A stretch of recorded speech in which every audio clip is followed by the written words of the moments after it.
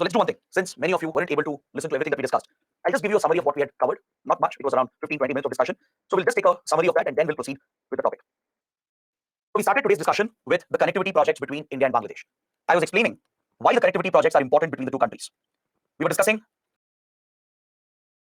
how Bangladesh is a crucial link to connect northeastern states with the rest of India. We understood how Bangladesh is very, very important for us to bring development and better connectivity to the landlocked northeast region. So by establishing better connectivity with Bangladesh, we can provide the northeastern states direct access to seaports. The northeast region can gain access to seaports, such as the Mongla port and the Chittagong port. So this was a very important point that I had raised in my earlier discussion. All right. So this aligns with our Act East policy as well, which seeks to connect the northeast region with Southeast Asia. So these are the priorities that we have as far as connectivity is concerned.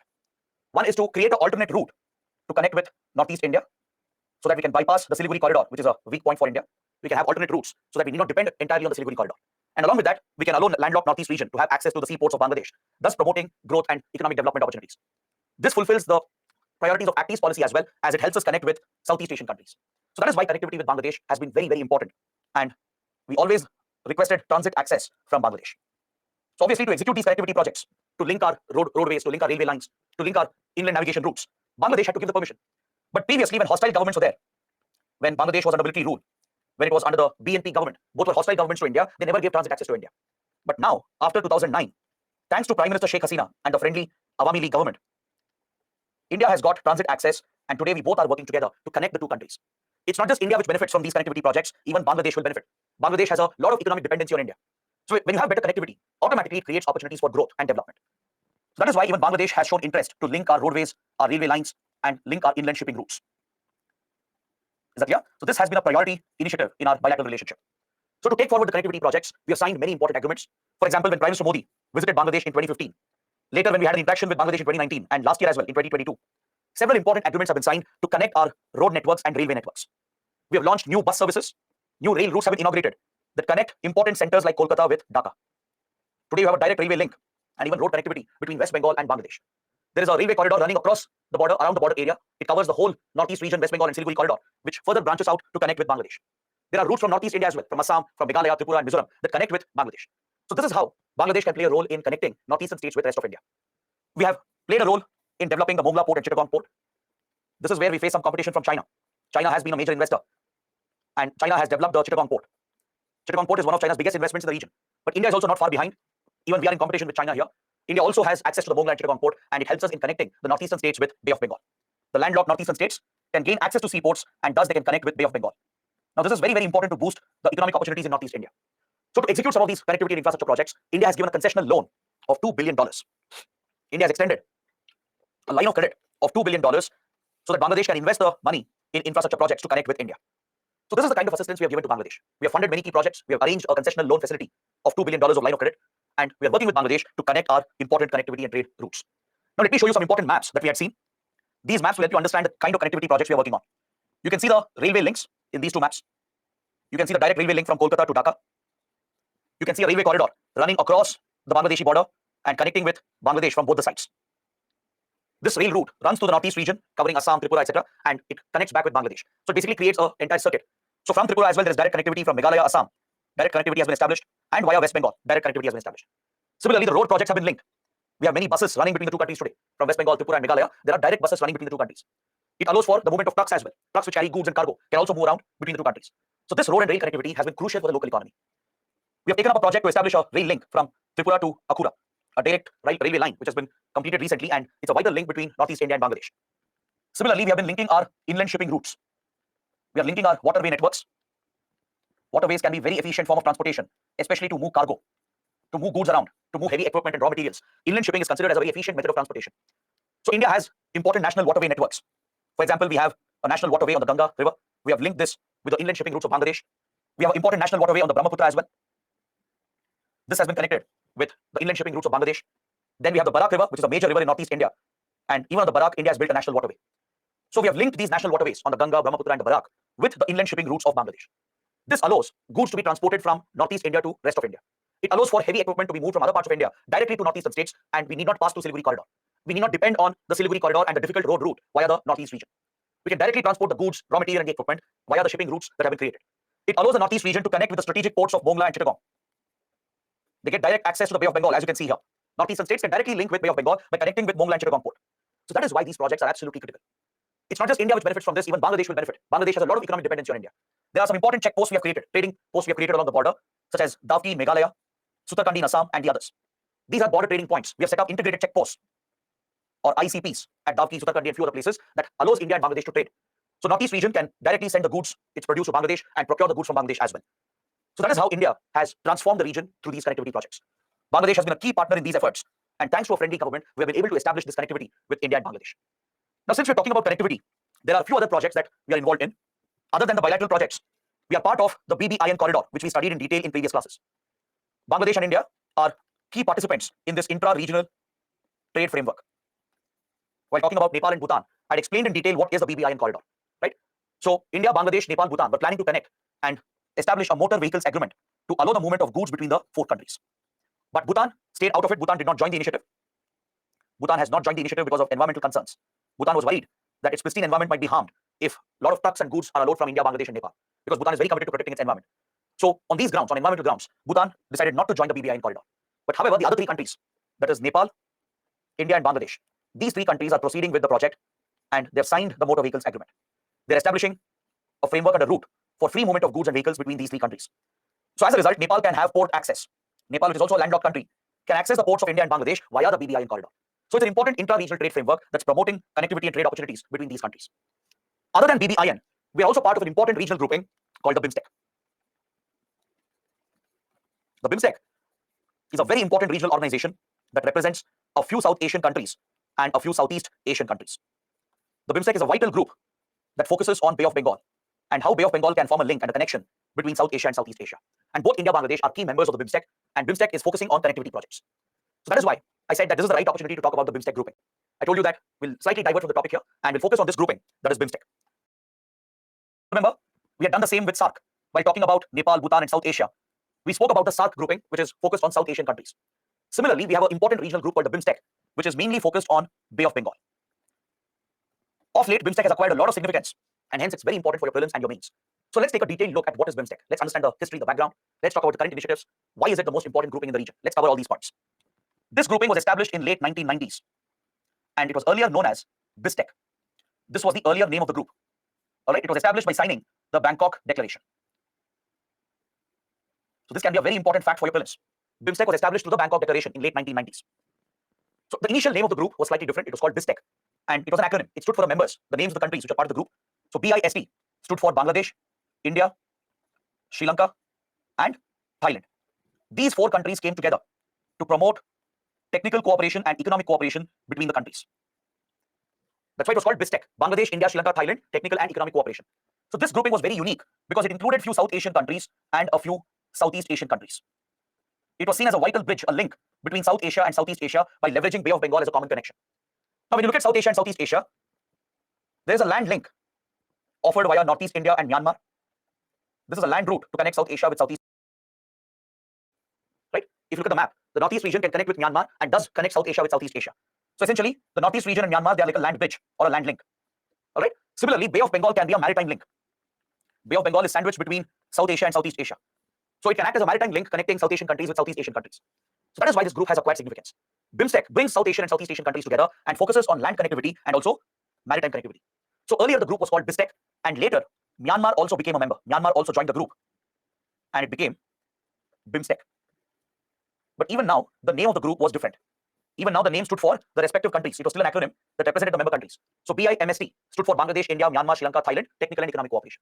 So this was a revised name that was given to the group. But later, Nepal and Bhutan were also added as members to the group. India ensured that Nepal and Bhutan were also included in the grouping, and hence BIMSTEC had to be renamed again. So now it became BIMSTEC without the hyphen, and the acronym, the abbreviation was also changed. So today BIMSTEC stands for Bay of Bengal Initiative. Bay of Bengal Initiative for multi-sectoral, technical and economic cooperation. It's a very big name, but it truly represents the intention of the group, the purpose of the group. So first it was called BISTEC. It became BIMSTEC after Myanmar joined the group. But even then, the name of the group represented the members who were part of it. But after Nepal and Bhutan became members of the group, it was renamed again. And now the abbreviation stands for Bay of Bengal Initiative for multi-sectoral, technical and economic cooperation. So as the name itself indicates, the priority focus areas happens to be technical and economic cooperation, to assist in investments, to create infrastructure and connectivity, to assist, to provide technical assistance in areas like education, disaster management, and ensure the common welfare of the region. That is the focus, the priority of the BIMSTEC group. So today, the BIMSTEC has emerged as a prominent group, especially after India started sidelining the SAARC grouping. Remember, we understood in a previous class why India started sidelining the SAARC. Especially after 2016, we adopted the SAARC minus Pakistan approach, or the SAARC minus Pakistan strategy, as a direct response to the Uri attacks, which were sponsored by Pakistan. After the Uri terror attacks, we boycotted Pakistan in the region, we isolated Pakistan, and we boycotted the SAARC summit that Pakistan was supposed to host in 2016. Along with India, all the other SAARC members, even they boycotted the SAARC summit, thus leading to the isolation of Pakistan in South Asia. I explained in previous classes why SAARC is a failure, why SAARC has failed as a regional grouping. So India was frustrated with Pakistan and the failure of SAARC. So we started sidelining the SAARC grouping, and instead we paid more attention to the BIMSTEC and actually revived this grouping. BIMSTEC was actually an outdated organization. Before 2015, BIMSTEC had lost its relevance. Even though it was a vital group linking South Asian, Southeast Asian countries, the members were not paying much attention to it. Myanmar, Thailand weren't too interested. India also was not paying much attention to BIMSTEC before 2015. But after the Uri attacks, after we adopted SAARC minus Pakistan strategy, we started paying more attention to this group, and we revived BIMSTEC as a platform for regional cooperation. So that is why many analysts, they saw that the Modi government was trying to replace the SAARC with BIMSTEC. Since SAARC was a failure, since Pakistan was the problem, we had ignored and sidelined SAARC for many years, and instead we revived another group, that is BIMSTEC, focused on Bay of Bengal. That's when comparisons came up between SAARC and BIMSTEC, whether BIMSTEC can replace SAARC. Can BIMSTEC be a regional grouping for South Asia? The answer is very clear. BIMSTEC can never be a grouping for South Asia, right? BIMSTEC has its own relevance, its own significance. However, it is not a replacement for SAARC. South Asia is an important region. It deserves to have a well-functioning regional grouping. Yes, SAARC has a lot of problems. Pakistan is the primary problem, but that is a separate issue altogether. But BIMSTEC cannot be seen as a replacement of SAARC, all right? Because the focus of BIMSTEC is on Bay of Bengal. Focus of BIMSTEC is on connecting South Asia and Southeast Asia. So such a group can never truly represent the South Asia region. That's why in the previous class we had analyzed that BIMSTEC is never a replacement for the SAARC grouping. But what India did was, India did sideline SAARC, and we revived this grouping after the Uri attacks, gave it more priority, and today it has become one of the most important organizations in the Indo-Pacific region. Because Bay of Bengal is eventually linked with the Indian Ocean. Please don't forget that. The maritime component here makes it relevant in the Indo-Pacific. And Bay of Bengal is a key constituent of the Indian Ocean. So as we are pushing our Indo-Pacific doctrine, as we are competing with China in the Indo-Pacific, groups like BIMSTEC can give us an advantage. So BIMSTEC has a lot of relevance, but for Bay of Bengal, for connecting South Asia and Southeast Asia. But it can never be a group for South Asian countries. All right, that's why I told you, it's not a replacement of SAARC. It can never truly replace SAARC. SAARC has its own failures, but doesn't mean BIMSTEC can simply replace it. BIMSTEC is relevant for Bay of Bengal and for connecting South Asia with Southeast Asia. So India has paid a lot of attention to this group in the last 6 to 7 years, and we have revived this grouping and made it a prominent grouping. Last year, in 2022, the Colombo Summit was held. The Colombo Summit is extremely important because there were big developments at the Colombo Summit. During the Colombo Summit, the BIMSTEC charter has been adopted by the members. Until last year, the group did not have a charter. A charter is a constitution. Just like UN has a charter, every group will have a charter of its own, which is the constitution of the grouping. It defines the relations, how the countries will work, what processes will they follow. So the whole functioning of the group is defined in the charter. So BIMSTEC was functioning in a loose manner. It didn't have a structured approach. It didn't have a charter of its own. But during last year's Colombo Summit, the BIMSTEC charter has been signed and adopted. This gives it a more formal structure. That's why it's a very, very big development. All the countries have agreed to a common charter. They've adopted it, and this will define the functioning of BIMSTEC from here onwards. Along with this, they have identified the key sectors where they will cooperate. That's why it's a sectoral grouping. BIMSTEC is a very unique group because there are specific sectors which have been identified. That's why it's called multi-sectoral grouping. There are around 7, 8 specific sectors the group has identified where the cooperation is achieved between the member countries. For example, the group today is focusing on disaster management to provide humanitarian assistance and disaster relief. This is a priority area for BIMSTEC because Bay of Bengal is hit by multiple disasters. I'm sure you know that Bay of Bengal is vulnerable to cyclones, tsunamis, coastal erosion, coastal flooding, rising sea levels because of climate change. All these are threats for Bay of Bengal. So disaster management, helping each other out by providing HADR assistance is a priority for BIMSTEC grouping. Countering terrorism has also become a priority. India has given a security and a strategic dimension to the group by including counter-terrorism and as well as a military exercise under BIMSTEC. So such specific sectors have been identified, like trade, tourism, fisheries, education, etc. And each country will lead one sector. Each member will provide leadership to one sector which has been identified. So when it comes to disaster management, counter-terrorism, and energy security, India is the leader. It's India's responsibility to lead this sector. So at the BIMSTEC group, India is providing leadership with regard to disaster management, counter-terrorism, and military cooperation and energy security. Because India has these capabilities. We can provide disaster management assistance to all these countries. We can play a role in counter-terrorism and in improving security around Bay of Bengal. So that is why India has given this security dimension, this military dimension to the group, and India leads this sector. Similarly, there are other sectors like trade, for example. There is tourism and infrastructure and connectivity. So different sectors have been identified.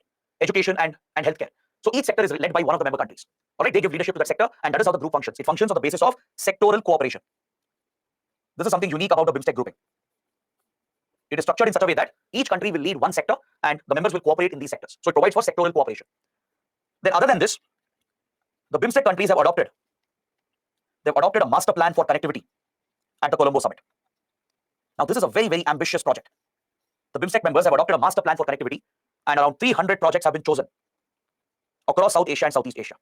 The idea is to link India, Bangladesh, Sri Lanka, Nepal, and Bhutan with Myanmar and Thailand. So it includes a series of road projects, railway projects, maritime and air links.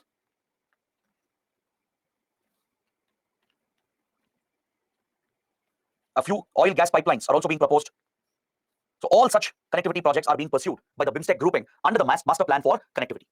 This initiative is being funded by ADB, the Asian Development Bank, is one of the key financiers of the Master Plan for Connectivity. This was finalized and adopted at the Colombo Summit of last year. So last year's Colombo Summit was very, very important as far as BIMSTEC was concerned. They not only adopted the BIMSTEC Charter, they've streamlined the sectors on which they are cooperating, and they finalized the Master Plan for Connectivity. So these countries are going to pool their resources together.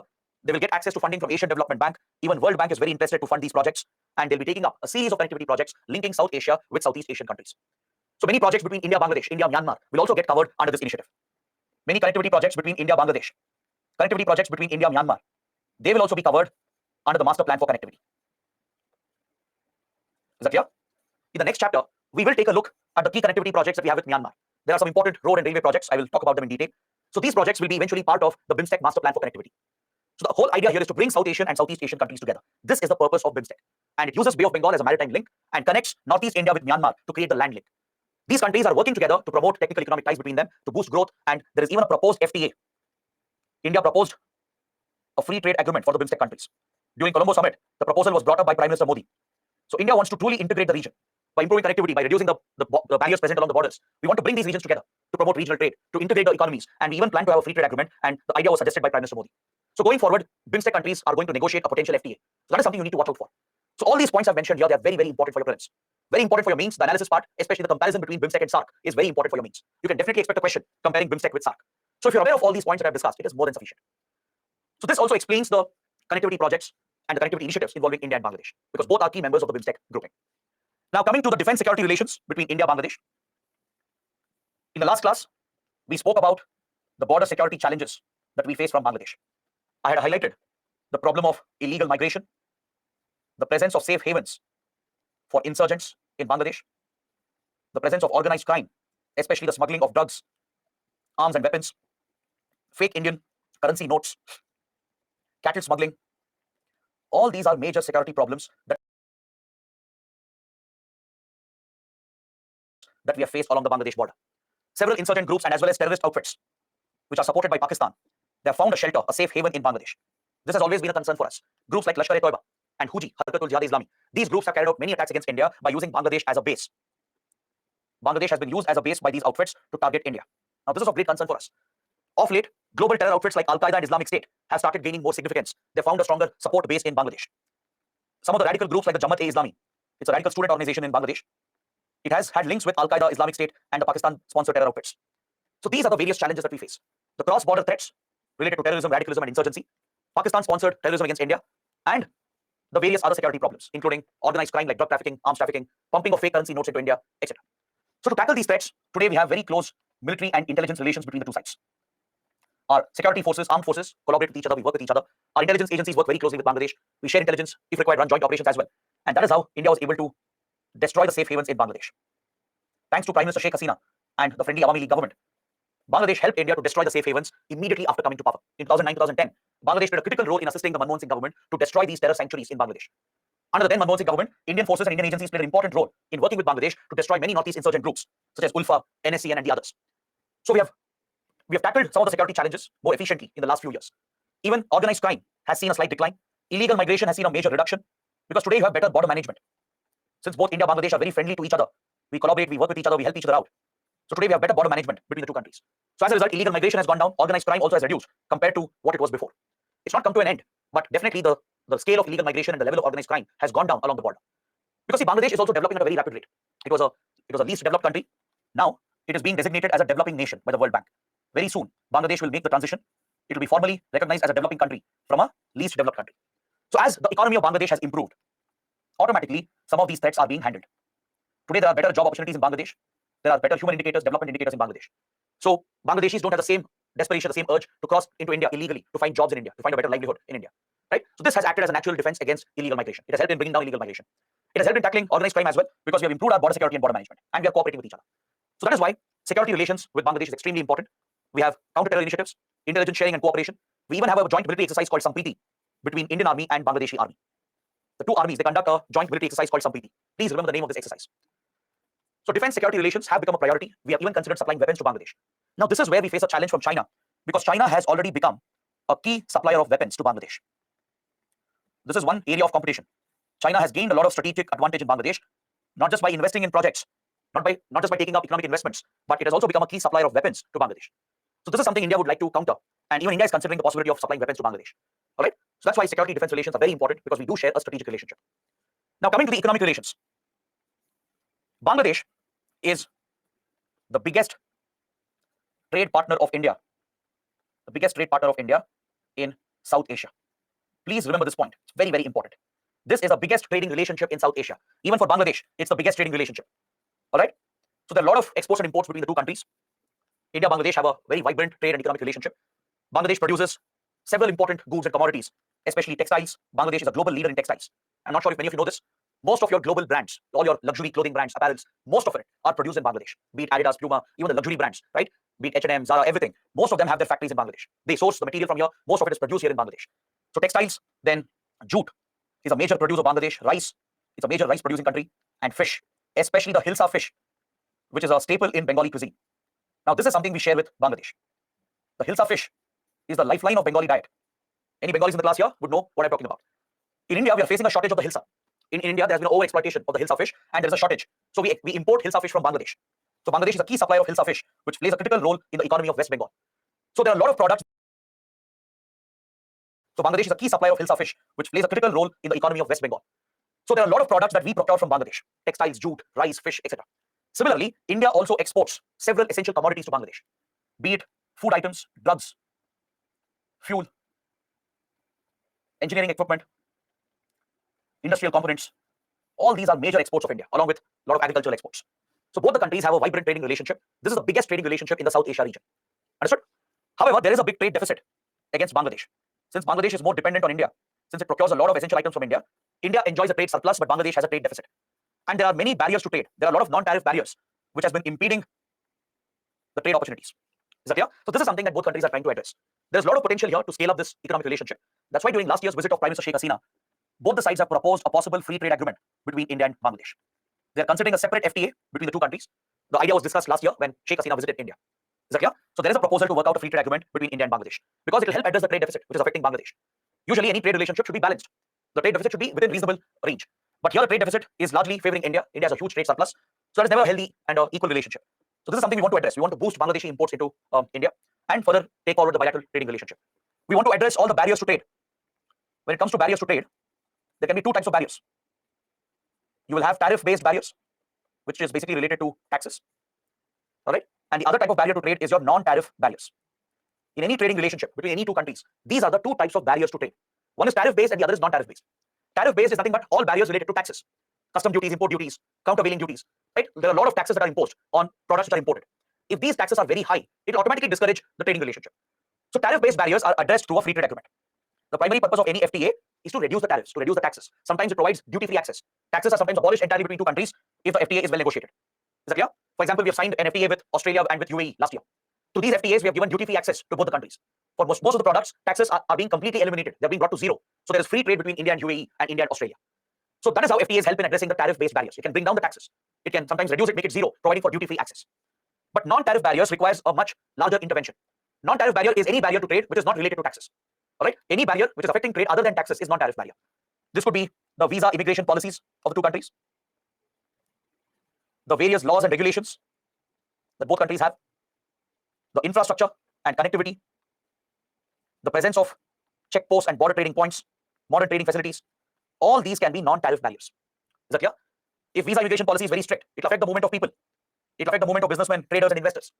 If laws and regulations are not harmonized, if both have diametrically opposite laws and regulations, right, it will hamper trade. It will become difficult for the companies, the producers, the traders to comply with different rules and laws and policies.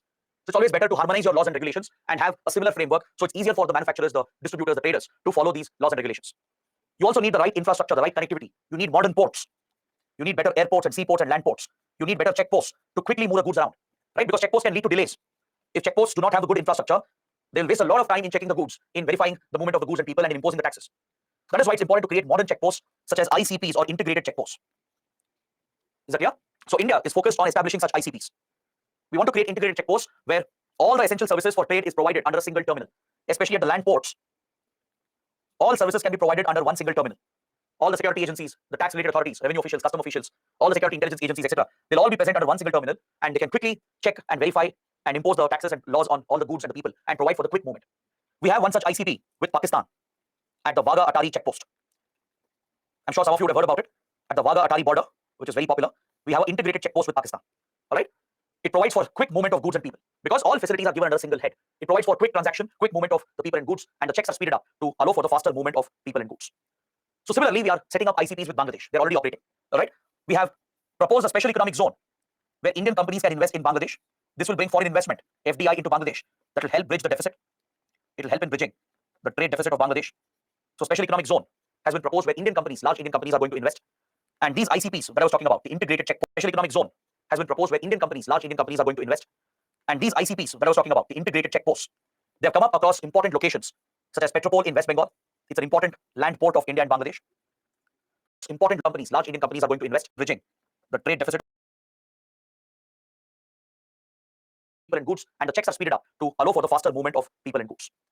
So similarly, we are setting up ICPs with Bangladesh. They're already operating. All right. We have proposed a special economic zone where Indian companies can invest in Bangladesh. This will bring foreign investment, FDI, into Bangladesh. That will help bridge the deficit. It will help in bridging the trade deficit of Bangladesh. So special economic zone has been proposed where Indian companies, large Indian companies, are going to invest. And these ICPs that I was talking about, the integrated checkposts, they have come up across important locations such as Petropol in West Bengal. It's an important land port of India and Bangladesh. Yeah, this is the largest land border checkpoint. It's the largest land port in the entire Asia region. Please remember this point for your prelims. The integrated checkpost that we have set up at Petropol in West Bengal. This is the largest land port facility in the whole of Asia. It's already functioning. It's already operational. We have an ICP at Agartala in Tripura. I showed you this ICP in the map. Davki in Meghalaya is a major border trading point where ICP has been established. It is also functioning. We have another ICP at Sutarkandi in Assam. We saw both the locations in the connectivity map. All right. So these are the 4 ICPs India has set up with Bangladesh to boost cross-border trade, to boost trade via the land ports of India and Bangladesh. Other than this, we even organize border hearts. We organize these temporary trading festivals to promote local trade, local border trade. This is also very, very important, especially for the border districts and the border villages. See, ICPs are needed for your large volume transactions. ICPs are permanent infrastructure. They're very large facilities, just like your airport and seaport. These land ports are permanent facilities and they're very large infrastructure projects. It facilitates the movement of large volume of goods. Border hearts, on the other hand, these are local fairs or fests which are held at the border level. They're temporary in nature. They're held periodically, maybe once a month or few times in a quarter. These border hearts are organized at various border locations to promote local border trade, where the local people from the border areas can bring their produce and trade it with the other side. This promotes cultural relations as well. It promotes people-to-people relations. It will allow the people of both the sides to meet at the border hearth points and trade with each other. There's a barter system as well sometimes. They exchange the goods, and it is a vital component for the local border economy. So all such facilities have been created to improve the economic relations between India and Bangladesh. Understood? So with this, we come to the last part of India-Bangladesh, that is the water disputes that we have. This is the last topic that I'm going to talk about, and this will complete our discussion on India-Bangladesh. Let me take you through all the major river disputes that we have. We'll look at them one by one. The Teesta dispute, Tipai Muk Dam dispute, Feni dispute, and the Farakka barrage dispute. But before I start talking about this, I want to mention one important development that happened last year when Prime Minister Sheikh Hasina visited India. Last year's visit of Sheikh Hasina was extremely important. Not only we proposed an FTA, we signed many agreements related to connectivity projects, but we also resolved one of the standing river disputes, that is the Kushiara River dispute. The sharing of the Kushiara River was a dispute between the two countries for many years. The Kushiara is one of the branches of the Barak River. The Barak is a major river in northeast India. So one of the key branches of the Barak is the Kushiara. It flows down from northeast India into Bangladesh. It flows from northeast India into Bangladesh. See, both countries are very dependent on these waters. Both sides are dependent on it for irrigation, for drinking water, for industrial usage, etc. These waters are also important for protecting the ecosystems because you need a constant flow of water in these rivers to maintain the ecology. The ecological flow of water has to be maintained. It is vital for the fishes. It is important for navigation as well. This applies for any river, any transboundary river. When you're sharing a river between two countries, obviously all these issues are going to come up. Between India and Bangladesh, as I told you in the previous class, there are around 53 transboundary rivers. We have around 53 transboundary rivers, and sharing these waters has become a source of dispute because both sides will depend on it for the purpose of irrigation, for providing drinking water to their people, to divert the water for industrial consumption as well, and to enable navigation, support the fishes, which is crucial for the local economy, and maintain the aquatic ecosystems, right? So one such dispute was the Kushiara River dispute, which we resolved last year by signing the water sharing agreement. Both sides had conflicting demands, especially during the summer season. During the dry season, there was a shortage being faced on both the sides. See, India has an advantage here because in case of all these rivers, India is the upper riparian state. Please remember this point. With regard to our transboundary rivers, most of the rivers we have, they flow from India to Bangladesh, not the other way around. The topography of the region is such that all these rivers are flowing from India and then into Bangladesh. So as a result, India is located in the upstream of the river. You take the Ganga, Brahmaputra, Barak, Kushiara, Feni, or Teesta, any river. India is the upstream country or the upper riparian country. All right? Whereas Bangladesh is at a natural disadvantage as it is located in the downstream of these rivers. It is the lower riparian as far as these transboundary rivers are concerned. Now, when you have such transboundary rivers, the concern is always for the lower riparian because the upper riparian state can control the flow of the water. Now, what if India builds dams, projects, and diverts the water, consumes all the water without allowing the water to flow into Bangladesh? So that is why in geopolitics, when it comes to transboundary rivers, lower riparian states always have a disadvantage. They are the ones who have the concern, the fear that upper riparian countries might misuse the control over the river. We have similar fears with China. China is an upper riparian with regard to Brahmaputra. India is a lower riparian. So Chinese projects, Chinese dams on Brahmaputra, the Yarlung Tsangpo, is a major concern for India.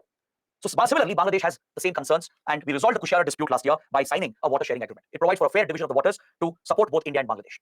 So this is one important dispute we have resolved recently. But the others, Teesta, Tipaimok, Feni, and Faraka, these disputes are unresolved. Please remember this point. These are unresolved disputes between the two countries. Now let me take you through one by one. We'll take up each dispute one after the other, and we'll pay more attention to the Teesta dispute, which is a very, very important topic. None of these disputes have been resolved between the two countries. The Teesta River is a lifeline for Sikkim, West Bengal, and it's equally important for Bangladesh. Is that clear? The Teesta is a major river here. It originates in Sikkim. Please remember the course of the river. It's very important. You can get a geography-based prelims question. The Teesta River takes birth at the Zemu Glacier and the Zongu Glacier. These are important glaciers located near Mount Kanchenjunga. I'm sure you would have heard about Mount Kanchenjunga, one of the highest peaks in the Himalayas. So at the foothills of Mount Kanchenjunga, inside the Kanchenjunga Biosphere Reserve, you have these glaciers, the Zongu Zemu Glacier. That is where the Teesta originates. It flows down Sikkim, passes through the Darjeeling region and Kalimpong in West Bengal, cuts across Siliguri, the strategic choke point, the chicken's neck of India, and flows down into other parts of West Bengal before entering Bangladesh. Now on both the sides, people are heavily dependent on the waters of the Teesta. Teesta is very, very important in West Bengal. It is seen as a lifeline. It's equally important for Bangladesh as well. All right. Now this issue has remained unresolved for many, many years. It has led to tensions as well between India and Bangladesh, and we have not been able to resolve the issue mainly because of the politicization of the issue. See, water is a very emotive subject. It's very easy to trigger the emotions of people by politicizing water. Since water is very essential for our survival, right? Water is at the very core of our existence. It's very easy to politicize water for electoral gains. For example, look within India. We have many interstate rivers, like the Kaveri River, for example. These interstate rivers are such a big source of dispute and friction between our own states. Karnataka, Tamil Nadu have been fighting over it intensely. It has even led to violence and clashes between Karnataka and Tamil Nadu. There are many such interstate river disputes in India. So if states within our own country can fight over each other, fight against each other for sharing waters, imagine what will happen between two countries. That's why many analysts predict future wars to be fought on water sharing issues, because it's absolutely essential for human survival. So water is a very emotional subject. It's easy to trigger the emotions of people by politicizing it. Political parties do this to win elections, to get votes. The same has happened in West Bengal. The Teesta issue has been made into a subject of electoral politics. Because see, water is a state subject. If you look at our constitution, if you look at the 7th schedule, water is a state subject. States have control over water resources, primary control. Understood? So when India actually worked with Bangladesh, we had finalized a Teesta agreement under Prime Minister Manmohan Singh. Remember, I told you in the previous class that India had made few promises to Bangladesh. Back in 2010, 2011, the then Manmohan Singh government had promised that we will fulfill 2 promises if you help us tackle insurgency and the security threats. So Sheikh Hasina's government immediately helped India to wipe out the insurgency terror groups, to curb the border security threats. Right? So India was expected to fulfill the promises now. We were expected to resolve the land boundary issue by enacting a constitutional amendment, and we were expected to sign the Teesta water sharing agreement, for which the agreement had been finalized by the Manmohan Singh government. India had agreed to a sharing agreement which was fair to both the countries. It was in our own interest to help Bangladesh because Bangladesh had been such a great friend. Without Sheikh Hasina's help, without the help of Bangladesh, we couldn't have tackled the threat of insurgency and terrorism. Today, Northeast region is stable, relatively free from violence because of the help Bangladesh has given for us. So it was only fair on India's part to deliver the commitments, to fulfill the land boundary issue and the Teesta water sharing issue. But unfortunately, due to politics in India, we couldn't fulfill both the commitments. Under land boundary issue, we studied this. We discussed why the Manmohan Singh government couldn't enact the constitutional amendment, how domestic politics derailed the land boundary agreement, and later it was enacted by the Modi government. Right? The opposition parties, led by BJP and the others, they blocked the land boundary agreement on political grounds to create political issues and win votes. The issue was politicized, thus derailing our relations with Bangladesh. So that is how the land boundary agreement was affected. On similar lines, the Teesta agreement also has been derailed, and all the political parties are responsible. They have to be blamed for this. In West Bengal, politics is very intense. All the parties are competing against each other, be it regional parties such as Trinamool Congress, the left parties, the CPI, Marxist, or be it the national level parties like BJP and the Congress. All these parties are responsible for the failure of this agreement. They have unnecessarily politicized the issue. Even though the agreement is ready since 2010-11, there is no political will to sign the agreement. Manmohan Singh government couldn't sign the agreement because Trinamool Congress, which was a coalition partner in the UPA government, threatened to quit if India signed this agreement. So basically, regional politics and coalition politics was holding our foreign policy hostage. This is another example of domestic regional coalition politics derailing our foreign policy, affecting our relations with a friendly country. The next government, the Modi government, also has not signed the agreement because even the BJP is concerned about winning elections in West Bengal. So every party shares the blame here. The regional parties, including Trinamool Congress and the national level parties, the Congress, the BJP, they've all politicized the issue. They're all concerned about their votes, winning seats in West Bengal, and hence we have not been able to sign this agreement. Bangladesh has been very upset during last year's visit. Sheikh Hasina even made a joke. It was actually a kind of a threat as well, that if India does not sign the TISA agreement soon, Bangladesh will stop sending the Hilsa fish to India. Sheikh Hasina said, we'll stop exporting Hilsa fish, which is the lifeline of Bengali cuisine in West Bengal. That was a joke and an open threat issue as well by Bangladesh, since Bangladesh is upset that India has not signed the agreement, even after so many years. This remains an unresolved issue even today, and it's all because of the politicization in West Bengal. In West Bengal, the TISA water sharing issue has been heavily politicized.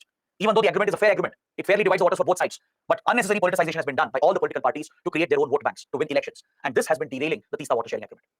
Understood? So please watch out for this topic. You never know, there could be a development in the coming months.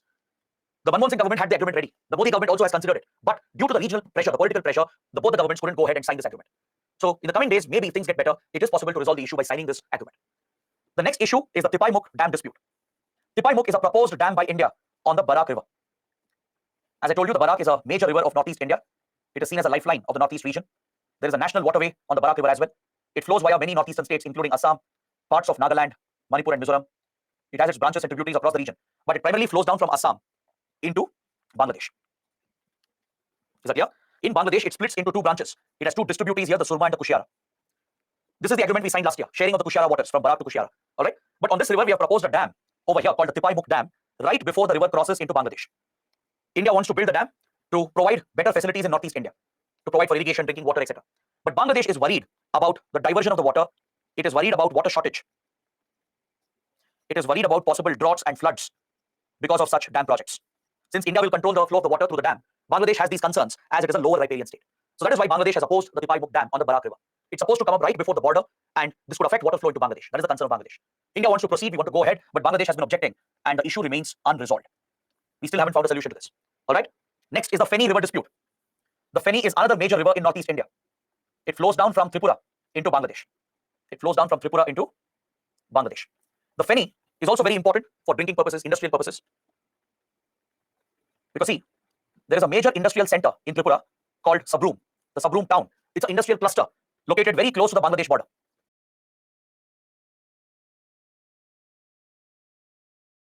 Flows through the Sabroom town.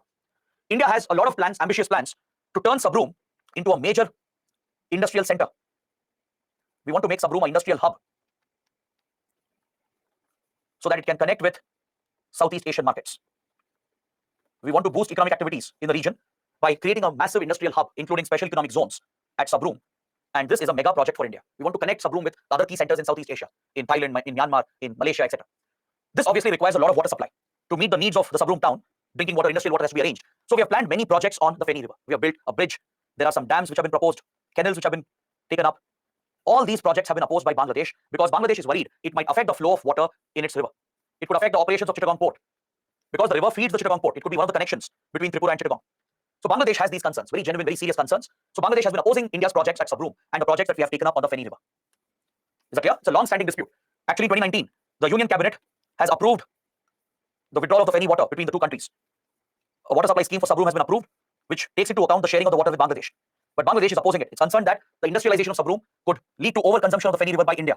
And these projects that we have planned could affect the flow into Bangladesh. It could potentially affect water flow. And that is a concern Bangladesh has raised. So this also remains an unresolved issue. We haven't found a solution to this.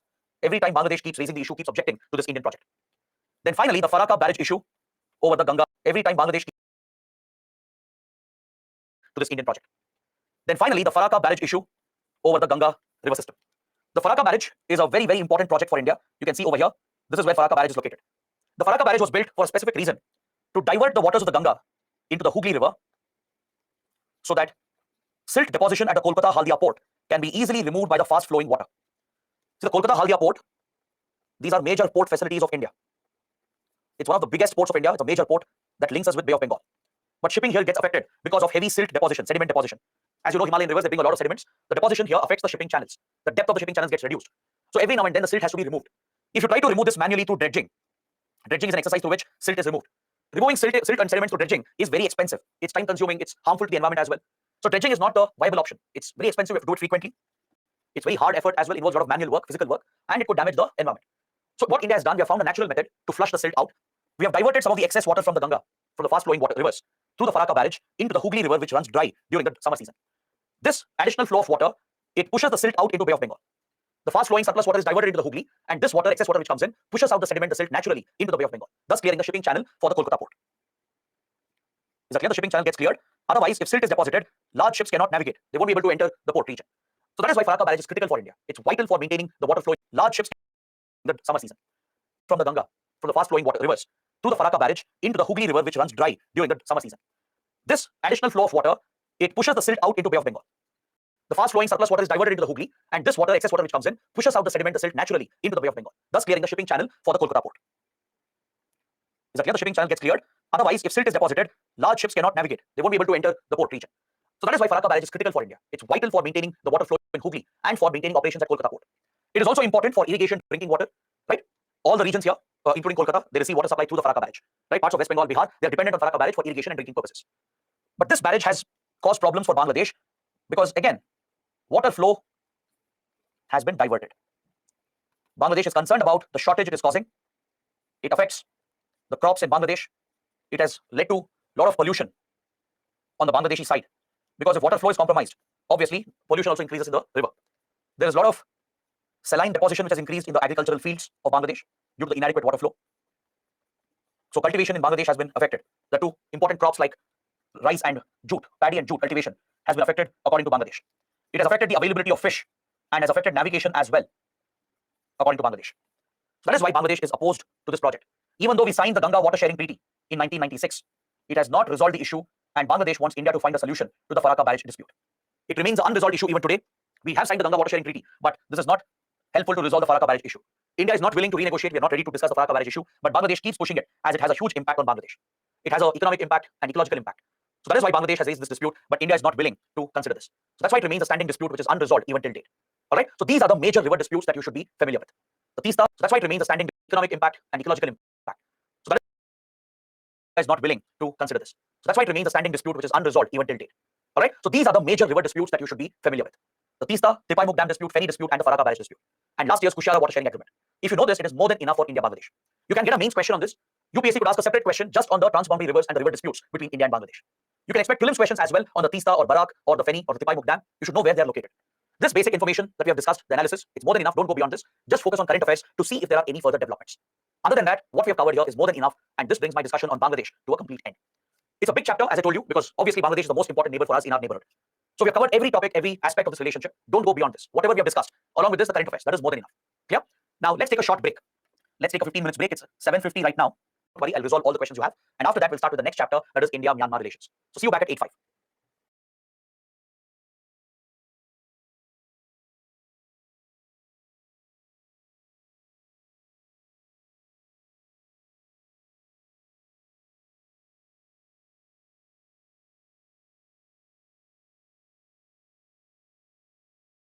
And doubts that have come up related to India. Hello everyone, welcome back to the session. First, let's take up all the questions and doubts that have come up related to India-Bangladesh, and then we'll proceed to the next chapter and talk about India-Myanmar relations. First question is from Pavitra. What are the advantages and disadvantages of a free trade agreement? See, an FTA can be both advantageous and disadvantageous. It all depends on how the agreement has been negotiated. FTA is meant for promoting the free movement of goods, services, investments, and even the free movement of people. The purpose of an FTA, as I told you, is to reduce the barriers to trade, reduce the tariff barriers and non-tariff barriers, so that there can be a free flow of goods, investments, services, and people between two countries. If an FTA is well negotiated, it will benefit both the sides. It will improve the exports of both the countries, thus leading to great economic opportunities for both countries. But at the same time, if FTAs are not well negotiated, if it becomes one-sided, it could benefit just one country, leading to a flood of cheap imports into the other country that could damage the domestic industries. In the coming chapters, we will talk more about FTAs. When we come to Southeast Asia, then we'll talk about Australia, we'll talk about UAE. In all these topics, we will talk about free trade agreements. There you understand more about this. You'll understand what kind of practical problems we have faced with some of the free trade agreements, especially with the ASEAN group. FTAs can benefit India. We have drawn the benefits of many free trade agreements. At the same time, it can damage our domestic industries, our farmers, our small industries and producers. So that is why FTA is a double-edged sword. It can either benefit the country or it could go against our interests. It all depends on how it is negotiated. Misbah is asking why trade deficit persists in India-Bangladesh relationship. Very simple. It's because Bangladesh is importing more from India compared to what India imports from Bangladesh. Trade deficit is the difference between the trade volume of the two countries, right? If one country is importing more, if one country has an import dependency on the other, naturally there will be a trade deficit. Vishal is asking, sir, what is active non-alignment? See, non-alignment as a principle today is not too relevant for India. We have moved from non-alignment to multi-alignment. This multi-alignment is often referred to as active non-alignment. Under the concept of multi-alignment, India says that we will align with any country which serves our interests. For example, we will align with US, we'll align with European countries because they help us in certain ways. They help us in protecting some important interests of India. At the same time, we will align with Russia as well, which is a rival of the Western countries. We will not get involved in their rivalry, but we will have ties with all the sides, with all the countries as they benefit our interests. If required, we'll have good relations with China as well, as long as it suits our interests. So working with every country and ensuring we have independent relations with all of them without letting the pressure from other countries affect your ties is the policy of multi-alignment or active non-alignment. It means we don't align with just one country or one power bloc. We'll align with any country which fulfills our interests. Next, Ananta is asking, is reading prelims value-added material important? Yes, definitely yes. It gives you additional points, especially for your prelims. It helps you cover many key topics, important facts. So the prelims value-added material will be very important, very useful. Swasini is asking, we don't have an FTA with Bangladesh, then how are we still managing to have a trade surplus? See, FTA, whether you have an FTA or not, that has nothing to do with the trade surplus and trade deficit. The moment you have a trading relationship, the moment you're exporting to one country and importing from that country, there will be a trade surplus or a trade deficit. Right? One country will have a deficit, the other will have a surplus. Like, let's say, for example, India-US. In case of India-US trade relations, India has a huge trade surplus because we export more to the US. US imports a lot from India, especially services. All right? US has a big trade deficit against India. On the other hand, if you look at India-China trade relations, India is import dependent on China. We have a lot of import dependency on China. We import a lot of goods from China. So we have a huge trade deficit and China has a big trade surplus.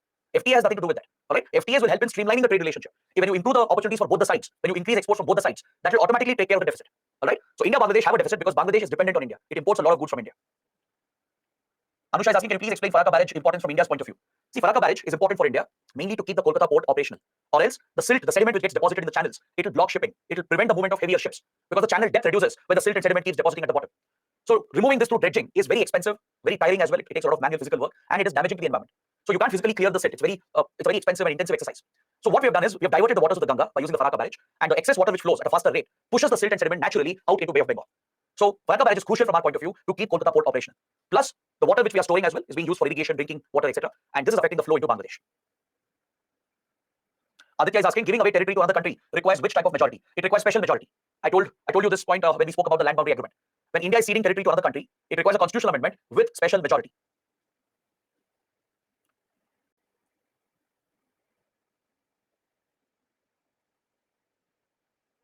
Okay, last question. Chintan is asking, which are the key areas on which we can emphasize to achieve our national interests after COVID-19 pandemic? See, the pandemic has mainly caused an economic disruption, right? Plus, it has highlighted the threats posed by infectious diseases. So if you ask me, the priority would be to strengthen our economy, to make it more resilient, to make supply chains, global supply chains more resilient to withstand the shocks of these events. Because the pandemic broke out and when lockdown started everywhere, in every country, it completely threw out the global supply chains. The whole global supply chain was disrupted and it had a huge impact on the global economy. The impact is felt even today. So we need to make our supply chains more resilient to make them withstand the impact of these shock events. Even if there are such disruptive events, it shouldn't affect the global supply chains because it will affect the movement of raw materials and goods, which will have a cascading effect on the whole global economy. So that is a core national interest. That's why we are working with US, with Japan, Australia, and others to make supply chains more resilient. All right, that is one important national interest. Next, how do we deal with future epidemics and pandemics? This requires global cooperation. We need a better global framework because during the COVID-19 pandemic, there was complete lack of cooperation. China was not cooperating, not sharing data with WHO, not informing the other countries. And most of the countries were not coordinating their approach, imposing their own restrictions. So that approach will not work. We need a global approach. We need a global framework to deal with epidemics and pandemics. We have to scale up our research and development to track the emerging pathogens, to come up with vaccines, to come up with the essential drugs. So that is another key priority area for us. Okay. So guys, these were the questions. Now let's begin with the next chapter, the next module. We'll look at the next eastern neighbor of India, that is Myanmar. India-Myanmar relations are also very important. It's one of our important neighbors. Myanmar serves a very important purpose for India. Myanmar occupies a very important location, a strategic location. And for several reasons, Myanmar is very, very crucial for Indian interests. So we need to understand this topic in complete detail. We should understand the strategic significance of Myanmar. We should take a look at its location, why it is important for India. We should talk about the political situation in the country because Myanmar has gone through a very long period of political crisis. And this has a direct impact on India. We should understand the political setup in Myanmar, what has happened before, what is the current status, how does it impact India. We should talk about the role of China in Myanmar. What's the competition we face from China? What threats do we face from China via Myanmar? We should understand India's investments, the projects we have taken up. All right, we should talk about the cultural links between India and Myanmar. And we should also discuss the internal problems of Myanmar, especially its ethnic problems. So we have to talk about the Rohingya crisis in complete detail as well. So these are some important topics we need to cover under India-Myanmar. All right, we have to understand the political, economic, cultural relations and focus on the strategic relations as well. So let's go in a step-by-step manner. Let's begin with the map and location of Myanmar. This is what we do with every country, with all the major countries. So let's go in a step-by-step, the Rohingya crisis in complete detail as well. So these are some important topics we need to cover under India-Myanmar. All right, we have to understand the political, economic, cultural relations and focus on the strategic relations as well. So let's go in a step-by-step manner. Let's begin with the map and location of Myanmar. This is what we do with every country, with all the major countries. Because to understand international relations, you should be good with geography. As I told you in the first class, geopolitics is all about geography of the place.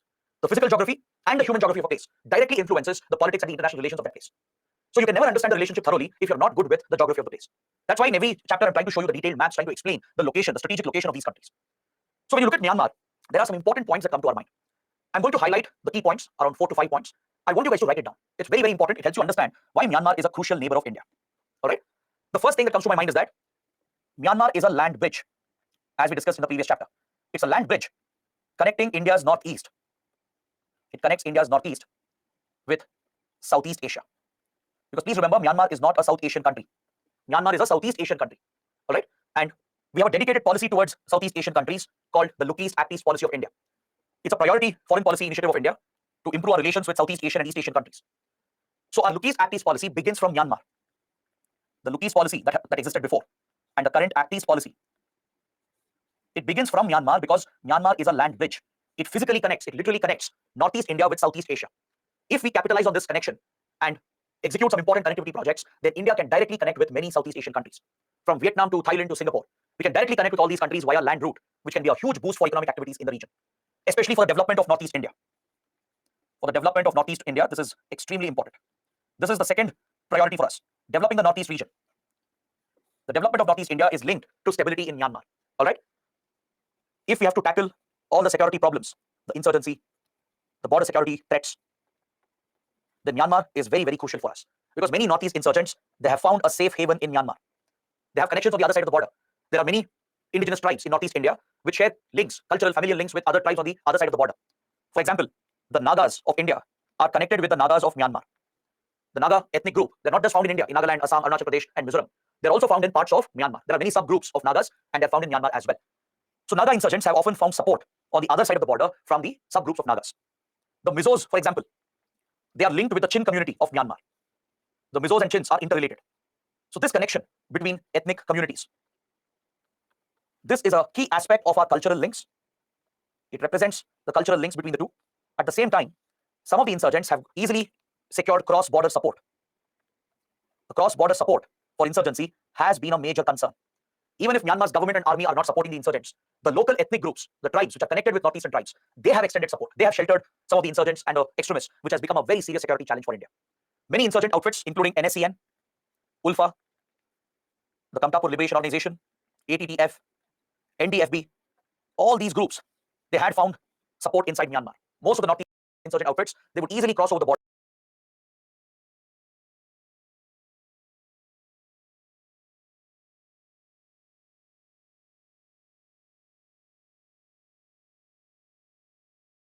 Support inside Myanmar. Most of the Northeast insurgent outfits, they would easily cross over the border and find a safe haven and cross-border support. All right, they could hide, set up their camps, train, easily procure drugs, weapons, etc. Because Myanmar is part of the Golden Triangle region. Myanmar is part of the Golden Triangle. The Golden Triangle is this triangular area in Southeast Asia that covers Myanmar, Laos, and Thailand. At the tri-junction of these three Southeast Asian countries, where Myanmar, Thailand, Laos meet, this region has become a hub of all types of organized crime.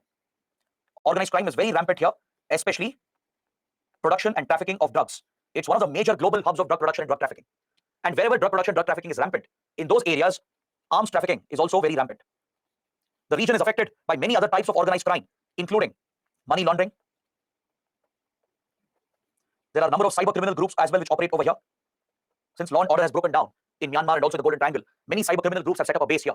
They target their victims around the world by establishing a base here in the Golden Triangle. Even wildlife trafficking and human trafficking is a major concern in this region. The region is blessed with a lot of biodiversity, right? You have dense forests and jungles. So a number of threatened species, they're hunted and poached, and the wildlife products they're illegally traded in the black markets. There's a huge international black market for wildlife products in China, in Vietnam, and across Southeast Asia. So this is facilitated along the India-Myanmar border and especially in the Golden Triangle. Human trafficking is also a serious concern where humans are smuggled and trafficked, they're pushed into prostitution and other criminal activities as well. The terror groups, the insurgent groups, they benefit from all of this because in a region where organized crime is flourishing, law and order would have broken down. If the law and order mechanism is broken down, it's easy for criminals, terrorists, and others to easily operate, and this ecosystem exists near Myanmar. All right. So Northeast insurgents, they easily find a source for their funds. They get access to drugs. They get involved in drug smuggling. That is one way through which Northeast insurgents generate revenue for their terror operations. They have easy access to weapons, including modern weapons. All right. They use the drugs for addicting the youth to brainwash and indoctrinate them. And whenever they face a threat in India, they easily cross the border and take shelter in Myanmar. So they have the right support base in Myanmar. They have some local support to the local ethnic groups. Plus, they have access to Golden Triangle, where they can easily get drugs, funds, weapons, etc. Northeast insurgents, they take up hunting and poaching as well because it fetches them revenue in the black market of the Golden Triangle, right? They get involved in all these criminal activities. And this is a source of revenue for insurgency. It's a source for terror financing. That's why money laundering is also rampant here. So that's how these three are interlinked. Terror financing, organized crime, and money laundering. They're all connected, interconnected. We have a similar region to the western borders of India, that is the Golden Crescent. We have a similar region called Golden Crescent towards our western borders that covers Pakistan, Afghanistan, and Iran. It's another global hub of drug production and drug trafficking. All right, this crescent-shaped region, the Golden Crescent, is a major narcotics hub. There is a free flow of weapons. There is money laundering, terror financing present in the Golden Crescent. So it's very unfortunate for India that we are surrounded by two such regions, Golden Crescent to the west and Golden Triangle to the east. So the presence of Myanmar in the Golden Triangle is a major concern for us.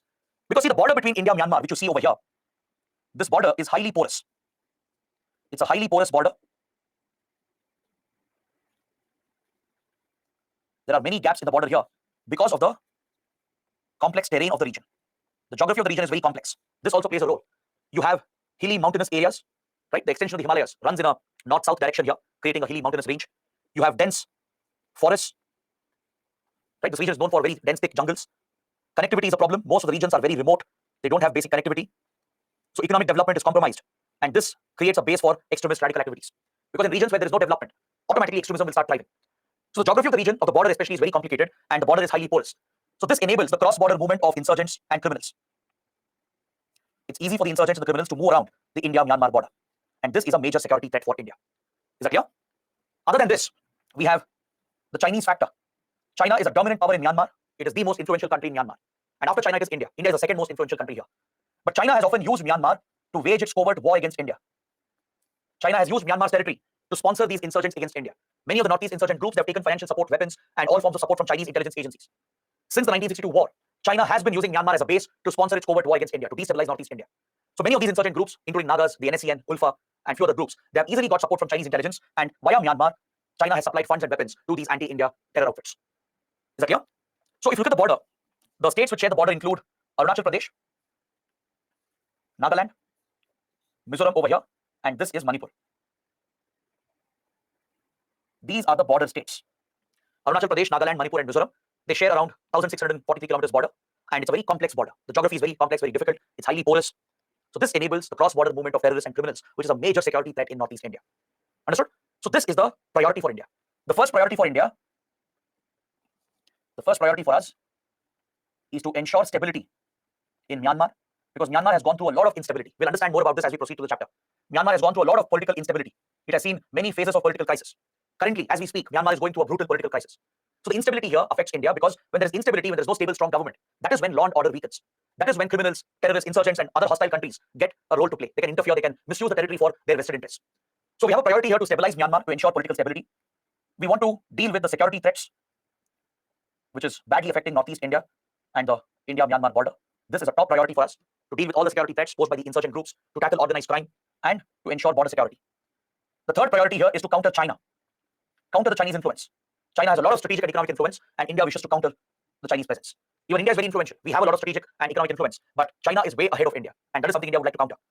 And finally, we want to exploit the economic opportunities. Myanmar has plenty of opportunities. It has plenty of resources. We would like to tap the resources. We would like to connect with Southeast Asia. So India has taken up some very important connectivity projects that link India with Myanmar. It will connect the Northeast region with Myanmar, and it will create alternate routes for Northeast India via Myanmar. Just like we are connecting with Northeast India via Bangladesh. Similarly, we are exploring connectivity routes to Northeast India via Myanmar as well. Even through Myanmar, we can have alternate routes to Northeast India to bypass the Siliguri corridor. It will help us connect with the Southeast Asian markets. And this could bring growth. It could bring development and economic opportunities for Northeast India. Is that clear? See, the lack of development in Northeast India and the lack of connectivity in Northeast India is one of the primary reasons why insurgency has flourished in the region. Since India's independence, in the last 75 years, we have seen multiple insurgencies in Northeast India. And one reason why insurgency thrives in Northeast India is because there is a ready support coming from across the border. The cross-border factor from Myanmar plays a very, very important role. The safe havens, the support from local groups, the links with criminal organizations in Golden Triangle, the support from China, all these factors have played an important role in survival of insurgency for decades together.